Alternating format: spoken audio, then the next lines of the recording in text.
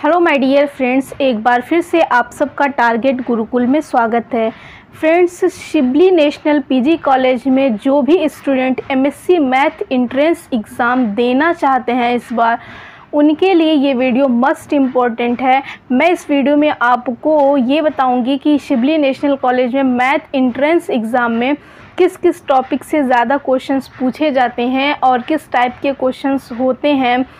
तो ये सब जो डाउट होता है आपके मन में, तो वो सब कुछ मैं आपको इस वीडियो में क्लियर करूंगी। बिकॉज़ कि मैं भी एक स्टूडेंट हूँ शिबली नेशनल कॉलेज की, और मेरे टाइम में भी ऐसा हुआ था, मेरे मन में भी ऐसे ऐसे डाउट्स आए थे। तो मुझे लगा कि इस टॉपिक पे मुझे वीडियो बनानी चाहिए। तो सबको पता है कि शिबली नेशनल कॉलेज का पेपर आउट नहीं होता है, पेपर सबमिट हो जाता है उसी दिन। तो इसमें मैं कुछ क्वेश्चन जो मुझे याद थे, या फिर जिन टॉपिक से ज़्यादा क्वेश्चंस आए थे, तो वो सब कुछ मैं आपको डिस्कस करूँगी, जिससे कि आपके मन में जो डाउट्स है वो क्लियर हो जाए। तो वीडियो शुरू करने से पहले अगर आप इस चैनल पे नए हो तो चैनल को सब्सक्राइब करके बेल आइकन को प्रेस कर लो। शिबली नेशनल कॉलेज की जो भी कोई भी इंफॉर्मेशन, कोई भी अपडेट रहती है, हम आपको इस चैनल पे मिलती रहेगी। ठीक है, तो चलिए फिर स्टार्ट करते हैं। तो सबसे पहले इम्पोर्टेंट टॉपिक्स ये है कि आपका जब भी एमएससी एंट्रेंस देने जा रहे हैं, एमएससी मैथ एंट्रेंस है, तो आपका first year, second year, third year, ये कभी मत सोचिएगा कि जैसे कुछ लोग बोलते हैं कि थर्ड ईयर से मोस्टली क्वेश्चन आता है। ऐसा कुछ भी नहीं है। मेरे टाइम में भी ऐसा हुआ था। मैंने कुछ लोगों से पूछा तो मुझे लोग क्या बताया कि थर्ड ईयर का पढ़ के जाओ, थर्ड ईयर से ज़्यादा क्वेश्चन आपके आ जाएंगे। बट मेरे टाइम में क्या हुआ कि फर्स्ट ईयर, सेकेंड ईयर से ज़्यादा क्वेश्चंस आए हुए थे। ठीक है, तो इस भ्रम में मत रहिएगा कि बस थर्ड ईयर का ही आएगा। आपका फर्स्ट ईयर, सेकेंड ईयर और थर्ड ईयर तीनों साल से आएगा। और किस जैसे कि आपके तीनों साल में आपकी 3 बुक होती है, तो बहुत ज़्यादा सिलेबस हो जाता है, और इतने कम टाइम में इतना सिलेबस कवर करना किसी के बस की बात नहीं होती है। ठीक है, तो कुछ इंपॉर्टेंट टॉपिक्स थे जिससे ज़्यादा क्वेश्चन पूछे गए थे, ज़्यादा का मोस्टली उन्हीं टॉपिक से क्वेश्चन पूछा गया था। तो वो मैं आपको बता दें कि बीएससी फर्स्ट ईयर में आपका जो अलजेब्रा और कैलकुलस का जो 2 पेपर है, अलजेब्रा और कैलकुलस से आपका क्वेश्चंस आए हुए थे। उसके बाद बीएससी सेकेंड ईयर है, बीएससी सेकेंड ईयर में आपका लीनियर अलजेब्रा, डिफरेंशियल कैलकुलस और मैकेनिक्स बीएससी सेकेंड ईयर से आपका मोस्टली आता है।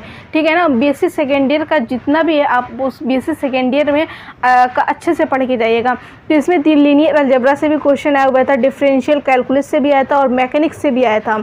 ठीक है, अब मैं क्या की थी, मैकेनिक्स को एकदम टच ही नहीं की थी मेरे टाइम में। मुझे लगा कि ये लीनियर अलजेब्रा वगैरह तो आ जाएगा, मैकेनिक्स कौन पूछेगा। बट मैकेनिक्स से भी क्वेश्चन आया हुआ था। तो आप इन सब भ्रम में मत रहिएगा कि मतलब इजी है, हो जाएगा। शिबली का जो एमएससी का एंट्रेंस होता है वो बहुत ही टफ होता है। इसके बाद बीएससी थर्ड ईयर में आपका आ गया रियल एनालिसिस से आपका क्वेश्चन आया था, और कॉम्प्लेक्स एनालिसिस। ये इन दोनों पेपर से आपका क्वेश्चन आया हुआ था। अब यहाँ पे बात कर लेते हैं इम्पोर्टेंट टॉपिक्स। तो ये है very easy question but solid topic से ऑल फार्मूलाज आइडेंटिटी।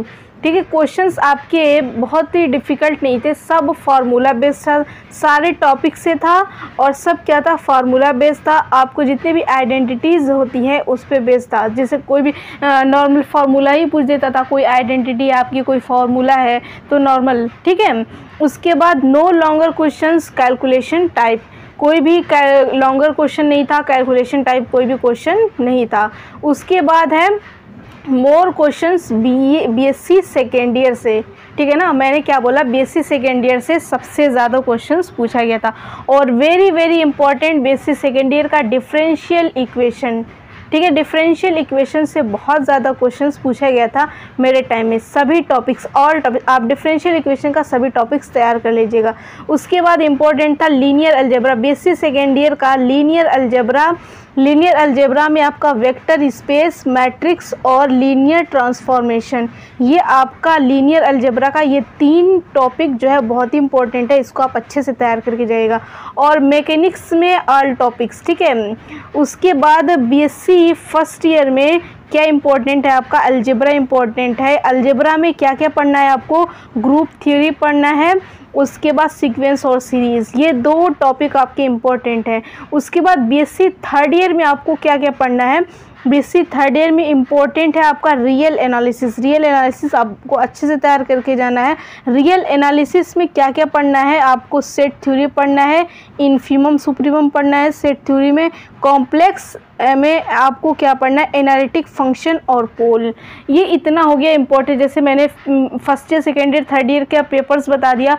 उसके बाद उन पेपर्स में के सारे टॉपिक, जैसे एक पेपर आप तैयार करो तो उसमें बहुत सारे टॉपिक्स होते हैं, तो उतना सब कुछ पढ़ना 1 महीने के अंदर किसी के बस की बात नहीं होती है। तो क्या क्या इम्पोर्टेंट है वो सब मैंने डिस्कस कर दिया। अब जो क्वेश्चन, जैसे मैं जब पेपर दे के आई थी तो जैसे क्या होता है कि पेपर दे के जाओ तो मोस्टली क्वेश्चन याद रहते हैं, और ख़ास तौर से वही क्वेश्चन जो आपको नहीं आते हैं। तो जो ऐसे ऐसे क्वेश्चन थे जो मुझे नहीं आ रहे थे या फिर जो मुझे आ रहा था, तो मैं 20-25 क्वेश्चन जो मुझे याद था वो मैं आके फ़ौरन ही राइट कर ली थी, ताकि मैं आप लोग को ये बता सकूँ कि किस टाइप के क्वेश्चंस आते हैं।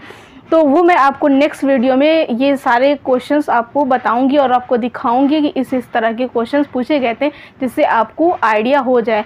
और आखिरी बात ये कि इसमें आपका ओनली आपका मैथ ही पूछा जाता है, कोई जीके नहीं होता है या फिर शिबली से रिलेटेड कोई क्वेश्चंस नहीं होते हैं।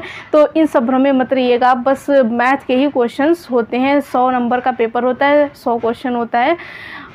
तो ठीक है, फिर नेक्स्ट वीडियो में मैं आपको क्वेश्चंस दिखाऊंगी, बताऊंगी। ठीक है, फिर मिलते हैं नेक्स्ट वीडियो में। Thank you so much, bye bye.